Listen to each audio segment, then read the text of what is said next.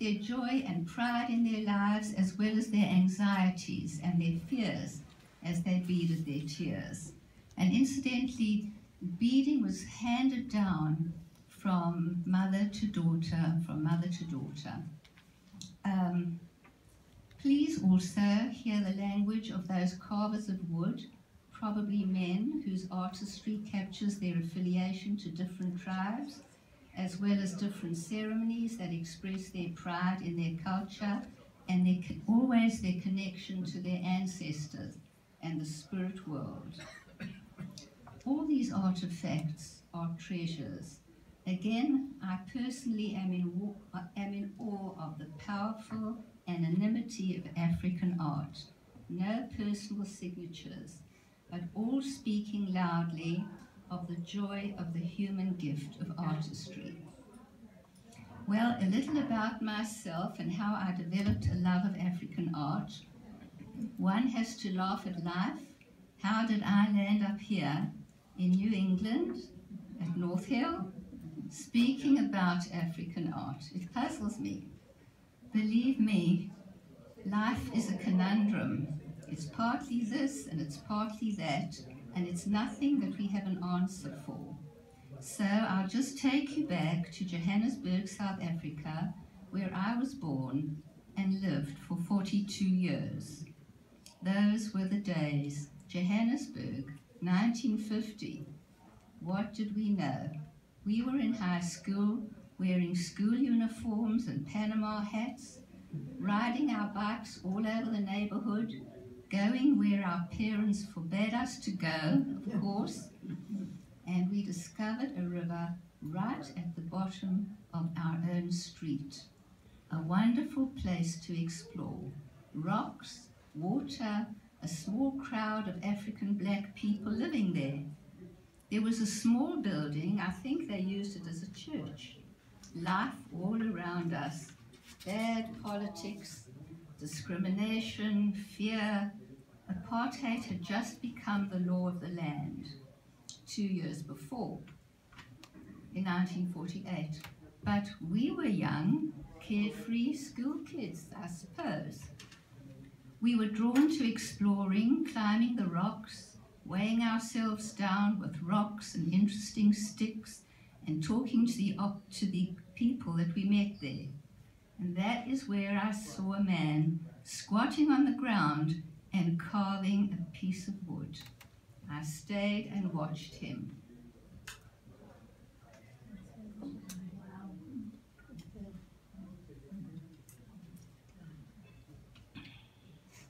I think that this encounter opened my eyes. Sorry, I think that this encounter opened my eyes. Do you want to hold it, Helen? Yes. Careful, don't break his one thing. Okay. Don't break it. I've dragged it with me since I was 15 everywhere. Okay, I think that this encounter opened my eyes to the beauty of the striking African art. I kept going back and I offered to buy these first two pieces, which became my treasures, and I've always kept them very close to me. This one is this elongated baby carried on her mother's back, the way our own children were carried 10 years later. And that water carrier that Helen showed you, that reminds me of the strength of a Henry Moore sculpture. I like to think that Henry Moore would have appreciated this man's work. You okay? I didn't mean to bowl you over here. And asked him the question, "What is your name?" I never found out the name of the sculpture. So those were my first two pieces that I bought, and from then I was hooked. So those are the beaded pieces there. So on the other side of the gallery, you see the work of women, of great artists. Women, they fashion our world. Women who are steadfast, women who believe and have faith in tradition and family. So the Ndebele tribe is over there, and the Shangaan tribe is over here. So the Ndebele are one of the smallest of the 7 tribes in South Africa. They are an offshoot of the Zulu, related linguistically to Xhosa and Swazi, and they speak in a click. They say A-E-I-O-U. So I always used to think it was just the Xhosa who spoke like that, but the Ndebele do too. So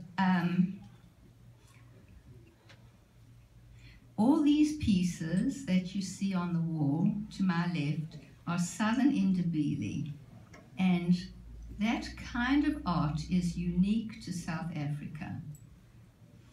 Ndebele beaded art is endangered, of course, due to urbanization, westernization, colonization, assimilation. Village roads in the bush and natural environment have become tarred roads and expanded into urban settings, with the result that it becomes more and more difficult to maintain treasured traditions. I have seen an Ndebele woman wearing an apron shaped like that, all put together using plastic shopping bags decorated with bits and pieces of cloth and other materials, rickrack, buttons, and so on. So Mike and I were born in South Africa, and we lived there as adults when apartheid was the law of the land. It is mind-boggling to consider how art and commerce are still able to flourish amid political turbulence, forced moves, the resettlement of people, and other horrors of discrimination. People continue to live their lives in the most chaotic circumstances. In the midst of violence, protests, and arrests, people still played sport, bought art, traveled. What were we doing in 1960 during the Sharpeville massacre, for example, which started off as a peaceful demonstration against the past laws? A state of emergency was declared, and Mandela changed his stance of peaceful protest to social activism. I was just 23, Mike was 30, playing the piano with African musicians, which was against the law. He could have been arrested, but that is another whole story. Apartheid ended definitely on the 27th of April, 1994, when all races in South Africa voted for the first time. For more than a century, the Ndebele had proclaimed their identity through the geometric painted murals on the outside of their homesteads. They had the most beautiful homesteads out in the bush, painted by the women freehand in colors of the earth, ochres and browns and grays. They even used blue that they used to get from the washing powders. I don't know if they had that in this country. You could buy little blocks of blue to make your washing white. So they painted beautiful, beautiful homesteads. And of course, made these exquisite beaded pieces. As the rains wash out the designs on their huts, so the rains of acculturation and urbanization wash away the ability of the Ndebele to maintain their traditional way of life. I guess that the rains and indeed the storms of time change people's lives, sometimes positively, but oftentimes very sadly and negatively. I see beauty and patience, loving hands giving way to the call of modernization, the need to become earners, and perhaps also by the best intentions, the new advantages offered, that in the end